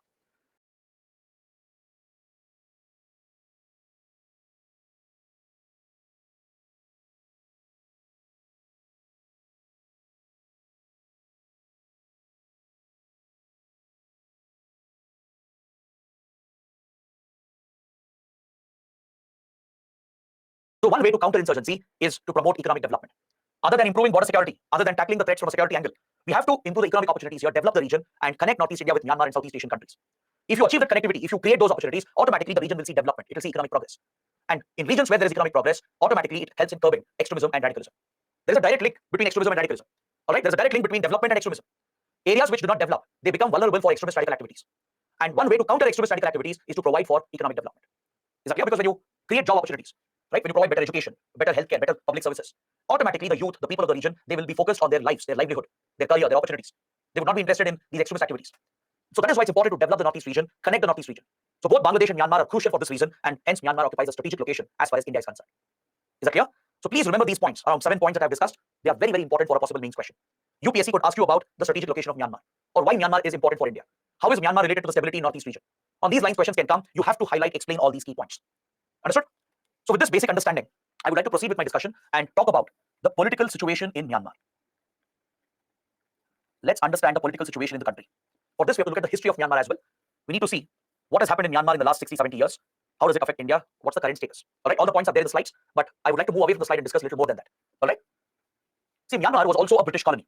It was also part of the British colony. It was not part of British India, but Burma, the previous name of Myanmar. Right? Burma was a major colony of Britain. Burma was blessed with resources. It has access to Bay of Bengal. It is blessed with a lot of resources. So obviously the British were interested in Burma. So this is something we share with Myanmar. We have a shared colonial past. There is a colonial history that connects India and Myanmar. Is that clear? So this is a historical connection that we have. Other than this, we even have a civilizational connect. There is a civilizational connect that dates back to the ancient medieval times. There have been many Indian empires, Indian kingdoms, which had influence in Myanmar, in today's Southeast Asia. For example, the Cholas, the Mughals, they offered a common link. The Cholas were very active in Southeast Asia. There were many other empires and kingdoms, the Mughals and few other kingdoms in the Northeast region, including the Ahom kingdom of Assam. Right? They've all had connections with today's Myanmar. So we've had historical trade relations as well. But if you look at the cultural ties, Buddhism is a major connection. Today, Myanmar is a Buddhist majority country, and India is the birthplace of Buddhism. So Buddhism has been a common link. Is that clear? In our Buddhist diplomacy today, Myanmar is a focus country. Remember, we spoke about the Buddhist Circuit Initiative of India. So Myanmar is a focus for us because Myanmar is a Buddhist majority country. There are traces of Hinduism and Islam as well, which has traveled from India. Is that clear? There are many locations, many historical sites that point out this connection. There are a lot of pilgrimage sites linked with Hinduism. There's a lot of Islamic heritage left behind as well. You even have a strong Tamil community found in Myanmar even today. Believe it or not, Tamil traders, they moved to Burma many, many centuries ago. They've settled there. Even today, you have a strong Tamil community in Myanmar. All right, so that is the kind of links we have, the cultural people-to-people relations that we have. Plus, we have a shared colonial past, a colonial history. So after Myanmar became independent, after decolonization, after it was granted independence, initially Myanmar was looking to become a democracy. It did start out as a democracy under National League for Democracy, the NLD. Today, NLD is the major political party in Myanmar. The predecessor of this party in 1950s is what led Myanmar towards democracy, and it was just beginning to start out as a democratic nation. But this democracy did not survive for long because Myanmar's military, particularly its army, has always been power hungry. Myanmar's army has always been bothered about political power. Its military has been heavily politicized. So the military started blaming the government of Myanmar for all the problems in the country. See, in Myanmar, there are a lot of ethnic problems. In Myanmar, there are many different ethnic groups and tribes and indigenous communities. And they often fight with each other. They fight with the government as well. Because just like Northeast India, even Myanmar is a multi-ethnic, multi-tribal society. If you look at the human geography of Myanmar, it's quite similar to that of Northeast India. In Northeast India as well, we have a lot of indigenous ethnic groups and tribes, right? Which is one of the reasons why insurgency is very high in Northeast India. Similarly, in Myanmar, there are a lot of ethnic groups. There are a lot of indigenous tribes. And they've often taken up violence to protect themselves, to protect their cultural identity, to protect their resources, and to fight against any outside interference. These ethnic tribal groups, they often resort to violence. All right? In Myanmar as well, many of the groups have taken up insurgency against the government of Myanmar. Plus, there are communal divisions in the country, right, where minority religions are targeted by the radical Buddhists. Now, this is ironic because see, Buddhism is a religion of peace. The very core philosophy of Buddhism is rooted in ahimsa, and yet you find a strand of extremism in Buddhism as well. That's why I always insist that religion has nothing to do with extremism, because extremism is not limited to any particular religion. It can be found in every religion. In every religion, there is a strand of extremism. The problem does not lie with religion itself. It is the people, some of the vested interests, who twist religion, who give it a wrong interpretation for their political interests. So you look at any faith, no faith is free from extremism. There is a strand of extremism which is created by these vested interests for their political gains. So be it Islam, be it Christianity, Hinduism, Sikhism, Judaism, and Buddhism, in all major religions, there is a strand of extremism, right? The radical Buddhists of Myanmar have been responsible for some of the gravest atrocities. Minorities have been targeted by the radical Buddhists, especially the Rohingya Muslims. And the radical Buddhists have been very, very close. They have been very close to the power-hungry military. This is the equation you should be familiar with. In Myanmar, the radical Buddhist clergy is very close to the military, the army, which has always been power-hungry. This is the dominant section in Myanmar. On the other hand, there is a trace of democracy led by parties such as NLD, the National League for Democracy. So in 1960s, when Myanmar was facing a lot of ethnic problems, insurgencies, etc., the military blamed the government. The military blamed the inability of the government to stabilize the country and to develop the country, and it threw the government out by staging a military coup. It carried out a military coup in 1962, and it captured power in the country. So democracy didn't really survive in Myanmar for a long time. Very soon after its independence, democracy was wiped out because of the power-hungry military. Myanmar's army has been power-hungry. It has been backed by the radical Buddhist factions, and together they have colluded to target minority ethnic groups and other religions and other communities. So in Myanmar, we have seen a very serious violation of democratic fundamental rights. Democratic fundamental rights have been violated. You also see a serious violation of human rights because other minority ethnic groups and tribes, they have been discriminated, they have been specifically targeted by the radical majority group. So majoritarianism is a major threat, and the radical Buddhists, they have aligned with the military. So there is a collusion between the military and the radical religious forces. So this is a core problem in Myanmar. So democracy has been stamped out in the country. The military captured power through a military coup, and this military rule, called the military junta, it's called the rule of the military junta. This rule lasted from 1962 till 2010. Is that clear? I would say that this is the second phase in Myanmar's political history. It's the second phase in Myanmar's political history. The first phase is where Myanmar experimented with democracy. Democracy was in place, there was an elected government, but this was squashed. It was wiped out by the military as it captured power in 1962 and formed a military dictatorship under the rule of the junta, the military junta. This is a common term used around the world. In any country, there is a military coup and the military has captured power. If it has formed the government, it's called the rule of the junta or the military junta. So in Myanmar, from 1962 to 2010, the military was completely in control. Is that clear? There was only one development in 1980s. There was a pro-democracy movement that started in the 1980s. This was led by Aung San Suu Kyi, the popular leader from Myanmar. She took up the reins of NLD, left behind by her father. Her father was a key leader, he's seen as the founding father of Myanmar. Right? It was under him that democracy had started in Myanmar. But this was wiped out by the military. For many decades, it was a military rule. So in 1980s, her daughter Aung San Suu Kyi revived the NLD and fought for democracy in the country. In 1980s, due to the pro-democracy movement, elections were held in 1988. Before these elections, Aung San Suu Kyi and her party, the NLD, along with the pro-democracy supporters, they had all protested for many years, calling for restoration of democracy in the country. The military, which has been brutal, started using force against the protesters, thus violating their democratic rights and human rights. After the crisis escalated, finally it conceded to hold elections in 1988. But however, the results were nullified by the military. The military refused to accept the results, and it placed Aung San Suu Kyi under house arrest. Aung San Suu Kyi was placed under house arrest. All the politicians, the party members, they were arrested and thrown into jails, and the military rule continued until almost 2010. Is that clear? That is the extent of violation of rights we have seen in Myanmar. There was a pro-democracy movement in the 1980s, but it was curbed very quickly, it was crushed. The pro-democracy movement was crushed by the army. So large-scale killings happened, many innocent civilians were killed. So large-scale human rights violations have taken place in Myanmar. Is that clear? Now, when all of this was happening, countries like China, countries like Soviet Union, and later Russia, they continued to maintain very, very close relations with Myanmar. Both China and Russia have been very, very close partners of Myanmar. Is that clear? This also has to do with the Cold War divide. During the Cold War, the world was divided between the democratic countries and the communist countries. So Myanmar's army has been influenced by communism. It has been on the communist side. So naturally, Myanmar was aligned with China and Soviet Union, later with Russia. It has got tremendous support from both the countries. It has got funds, weapons. Most of Myanmar's military equipment is either from China or from Russia. All right. So while China and Russia maintained their relations with Myanmar, they ignored all these violations. They didn't interfere. They didn't put pressure on Myanmar. They didn't support the pro-democracy movement. Rather, they built close relations and became influential in the country.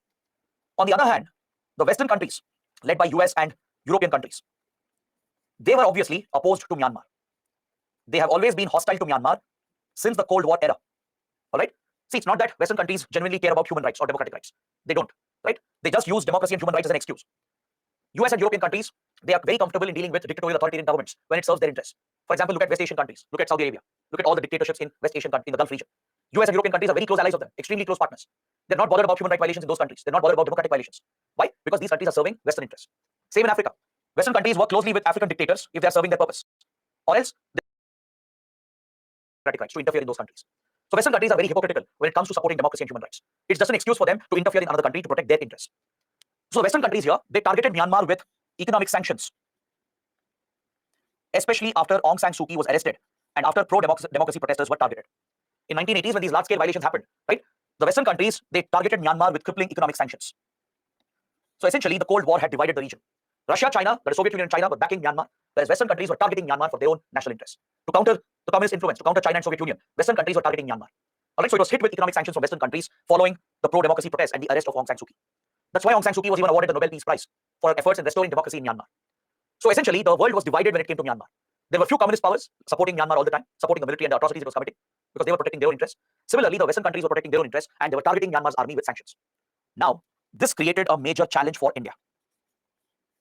It became a huge challenge for India because, see, on one hand, we were already facing the security threat in Northeast India, Northeast insurgency, border security to prevent cross-border movement was already a priority for India from 1960s.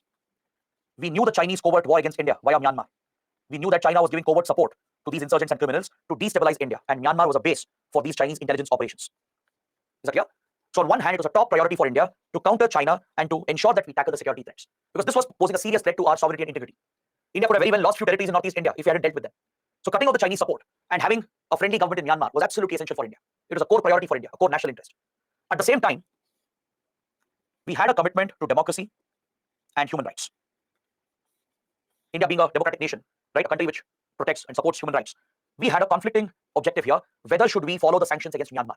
Should we cut off our ties with Myanmar, like Western countries have done? Western countries had cut off their ties. They broke their diplomatic relations, imposed sanctions, and targeted Myanmar. So now India was facing this dilemma.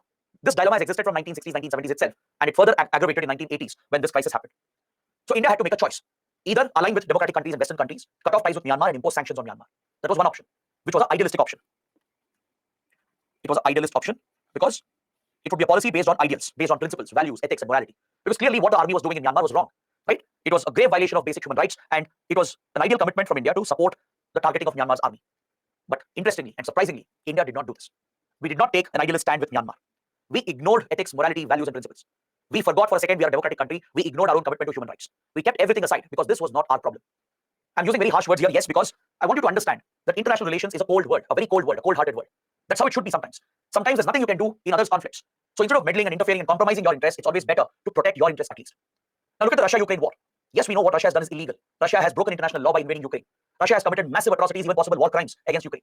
And yet, India remains silent. Not for once we have criticized Russia. We have abstained from all the votes at the UN, thereby indirectly backing Russia. We have bypassed the Western sanctions and continued our trade with Russia. Why? Because we know we can't interfere. There's nothing we can contribute. We can't push Russia to pull back from the Ukraine war. It's not going to work. Instead of that, instead of being idealistic, it's better to be realistic. It's better to adopt a realist position, follow the realist school of thought, and take more pragmatic decisions, practical decisions, which will protect our interests and influence. That's why I told you, geopolitics can be cold-hearted sometimes, which will protect our interests and influence.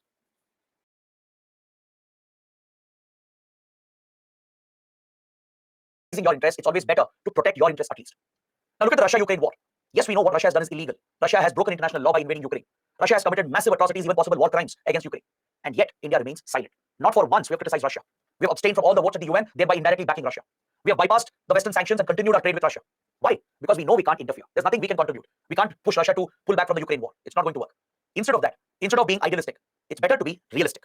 It's better to adopt a realist position, follow the realist school of thought, and take more pragmatic decisions, practical decisions, which will protect our interests and influence. That's why I told you, geopolitics can be cold-hearted sometimes. There's nothing you can do about it. That's how it works. Sometimes your self-interest become more important than ideals, principles, and values. This is actually a debate within political science. In the field of political science and international relations, there are two major schools of thought: the idealist school of thought and the realist school of thought. Idealists believe that we should always follow ideals, principles, values, morals, etc. Realists believe we should always be pragmatic. We should always remain realistic, follow practical options, ignore ideals and principles if required. Because for them, self-interest comes first. In the realist school of thought, self-interest come first. Now, the right approach is somewhere in between. It's neither good to be completely idealistic. You're going to lose out a lot on your self-interest if you're always idealistic. Similarly, you can't always be realistic. You'll end up compromising your very core integrity, your values, and your morals. Right? You could become a brutal nation if you're always realistic. So the right approach is to strike a balance. In your foreign policy, you have to be idealist where it is required. In some cases, you have to be realist, you have to be pragmatic, especially to protect your self-national interests. And that is exactly what India has done since 1960s. It's very, very interesting. This is a very unique approach of India towards a foreign country. In many places, we have become too emotional, we have become idealist, we have directly involved in others' conflicts. But this is one place where India has stayed away. We have not interfered, we have ignored the violations. Till date, we have never criticized Myanmar even once. See, the first coup happened in 1962. Even then, India could have criticized. We were a democratic country. We could have supported democracy, but we didn't do it because we had bigger national interest to protect, which was to tackle China's covert war, to deal with Northeast insurgency and the border security threats. These were of great importance for India. It was a big threat for our sovereignty. So we adopted a realistic approach towards Myanmar. We became very practical, very pragmatic, and it's even referred to as realpolitik. In international relations, there is a term called realpolitik, which means you're following a realistic policy. You're being realist in geopolitics. So that is called realpolitik. So India has followed the realpolitik approach towards Myanmar. We ignored all the violations. We have never condemned Myanmar's army, never criticized it for the violations it has committed. And we did not support the Western sanctions. We ignored it. We bypassed the Western sanctions.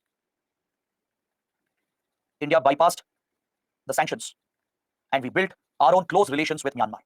This was an absolute necessity for India. There was nothing India could do directly inside Myanmar to stabilize the situation.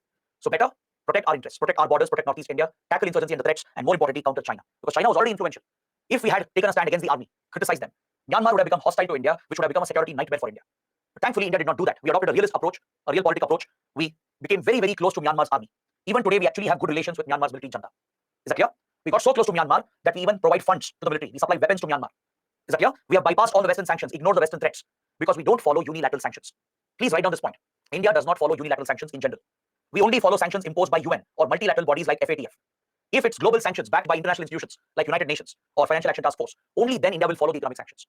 If one country is imposing sanctions against another country, we will not follow that. If a group of countries are imposing sanctions against a country, we will not follow that. Because these are targeted sanctions. These are meant to serve Western interests, American interests. And we are not here to serve American interests. We are here to serve our own interests. India follows the principle of strategic autonomy. Right? I told you from very first class that the foundational principle of our foreign policy is the principle of strategic autonomy. We have an independent foreign policy. We are not allies of any country. We are not an American ally. We are not a Russian ally. We are a country which follows its own independent path to protect our interests. We'll align with any country which fulfills our interests. That is our approach. So that is why we don't follow these unilateral sanctions, because we know the hypocrisy of US and Western countries. They only use democracy, human rights as an excuse to play their own geopolitics, to protect their national interests. So if it's not in our interest, we don't follow that. We break away from democratic countries. Sometimes we even align with authoritarian countries. That's why we are so closely aligned with Russia. Russia has been a critical partner for us.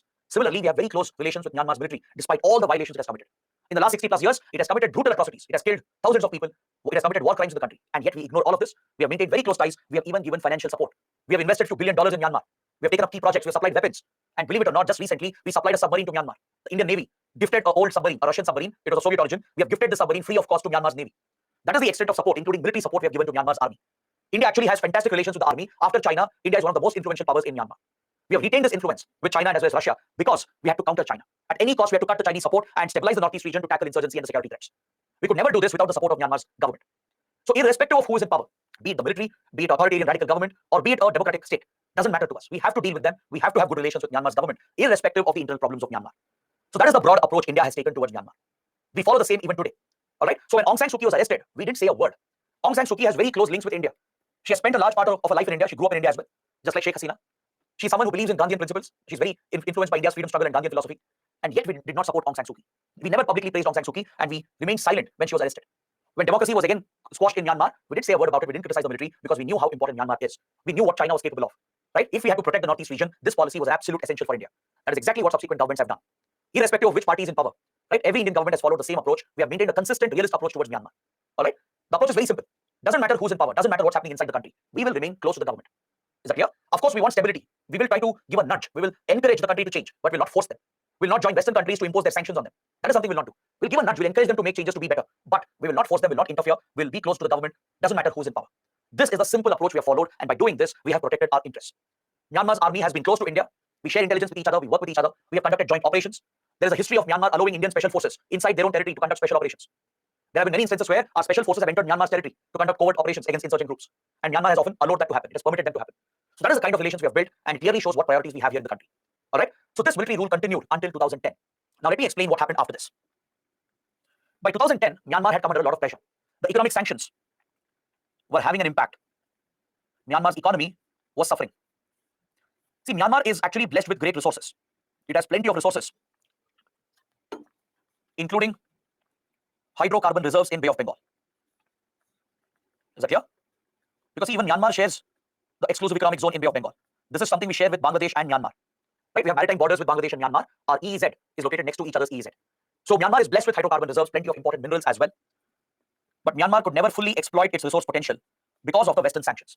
Western companies, many foreign companies wouldn't invest in the country because of the crippling sanctions. China alone was not able to tap all the resources. China alone was not enough to bring all the investments needed. So it was essential for Myanmar's army to get the sanctions lifted at any cost. So as the military rule started feeling the impact of the sanctions, it initiated few basic reforms in 2010. And for 5 years, Myanmar became a partial democracy. In order to impress the Western countries and convince the US to lift the sanctions, Myanmar's army carried out few reforms, constitutional reforms, and introduced partial democracy in Myanmar. Elections were introduced. But however, majority of the seats in the parliament, in Myanmar's parliament, they were reserved for military officials. Now look at the irony of this. Only few seats were open for direct elections. So only a partial democracy was introduced only in these few seats. But majority of the seats would be reserved for the military. Military officials would themselves get nominated. They need not fight any election. They would be nominated to the parliament and they would be in majority. So that is why it was a partial democracy. So when this change was introduced in 2010, friends of Myanmar like India, China, and Russia, they welcomed the changes. India especially welcomed the change. We encouraged Myanmar to try and do more. We were happy, we were positive about the development. However, Western countries were not impressed. US was not impressed. It knew it was just a partial reform. The military was still in control, still in power, and hence the sanctions were not lifted. The economic sanctions were not lifted against Myanmar. The sanctions continued until 2015. This has always been a problem for US with India. The US was criticizing India back then, between 2008 and 2010. Then US President Barack Obama was critical of India's approach towards Myanmar. President Obama addressed the Indian Parliament. He was on a visit to India. He addressed the Indian Parliament. There was a joint sitting that was called, both Lok Sabha and Rajya Sabha were called, and President Obama was addressing the Indian MPs.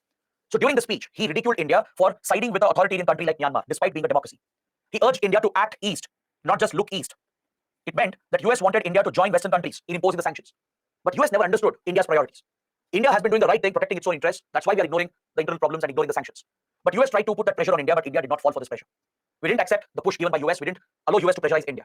We made it clear to the US that we will maintain our ties with Myanmar. We will not follow the sanctions no matter what.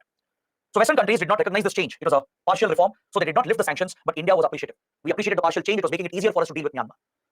Finally, in 2015, the economic pressure was building up. Since the sanctions were not lifted, economic pressure was building, and in 2015, Myanmar made a full transition. It made a full transition towards democracy. Is that clear? So these are the third and fourth stages in Myanmar's political history. Third stage was from 2010 to 2015, where it became a partial democracy with partial elections. And in 2015, the fourth stage, where it fully transitioned into democracy and opened up completely for democratic elections. The military stepped aside. All right. So elections were held, and as expected, NLD, the National League for Democracy, won the election and formed an elected government in Myanmar. Now, this was a very big development. India was very happy because now we did not choose. We did not be under Western pressure. We could continue easily with our investments, our projects, because due to the sanctions, our projects and investments were getting affected. It was difficult for us to move money from India to Myanmar. So the lifting of the sanctions was a huge relief for India because Western countries, they recognized the change and they lifted the economic sanctions. They removed the economic sanctions, and more importantly, they themselves restored their ties. They re-established ties with Myanmar because they were right now eager and desperate to counter China and to exploit the resources of Myanmar. Even Western countries, led by US, Australia, Japan, and European powers, they were all eager to exploit the precious resources of Myanmar. They were waiting for this change to happen. They were waiting for the right situation so sanctions could be lifted. So as soon as Myanmar made this transition in 2015 and NLD won the election, they lifted the sanction, restored their diplomatic ties, not just to exploit the resources, but also to counter the Chinese influence. Because by this point, a direct conflict had broken out between China and US in the Indo-Pacific region. A Cold War had already broken out in the Indo-Pacific between US and China, so it had become a priority for the US to counter the Chinese influence in all Indo-Pacific countries. US was paying more attention to the Indo-Pacific. So it quickly reached out to Myanmar, lifted the sanctions, and it focused on exploiting the resources along with other Western countries and focused on countering Chinese influence. So this was a relief for India. We could now easily engage with Myanmar without that pressure. All right. But however, Aung San Suu Kyi couldn't become the leader of the country because before handing over power, the military ensured that they did a constitutional change.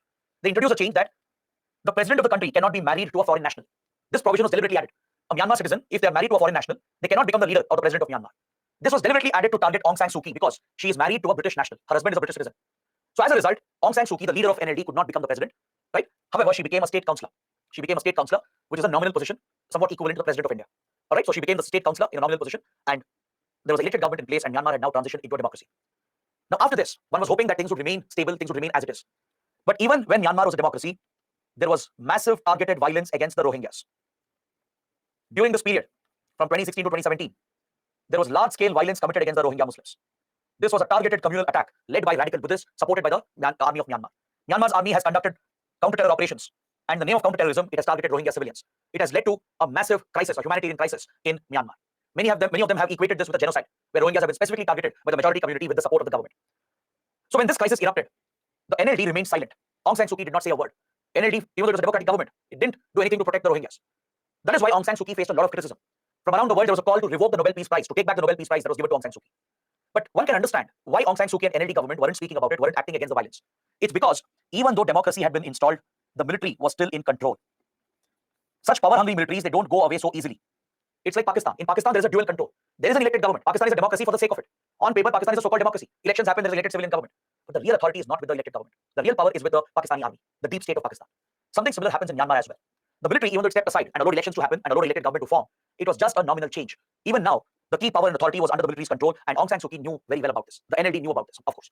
If they tried to act initially, they tried to counter the military, they could lose all the gains they have achieved. See, this might be a small change, but still it's a big change. From being a military dictatorship for decades to even a partial change where the military is in control of a democracy, it's still better than having complete military dictatorship. So obviously the government leaders, the government didn't do much, they didn't speak about it. The violence continued, leading to destabilization of Myanmar. So only for 5 years, Myanmar remained a democracy. Even though the military was in control, at least it was a democracy on paper and the sanctions had been lifted. Western countries were also working with Myanmar right now. So this was ideal for us. We could freely engage with Myanmar, protect our interests in Northeast India, make investments, execute the pending infrastructure and connectivity projects. Many Indian projects were pending because of the Western sanctions. Because of Western sanctions, it was difficult for us to move money around and to allow Indian companies to make the investments in Myanmar. So the lifting of the sanctions was actually good news for India. We tried to further capitalize on this. But very soon, before anything concrete could develop, the democracy, the fragile democracy which was there, was again destroyed. It was again broken by the military dictatorship. Is that clear? In 2020, fresh elections were held. Fresh elections were held, which led to the 5th phase of Myanmar's political history. In the 4th phase, it was a democracy.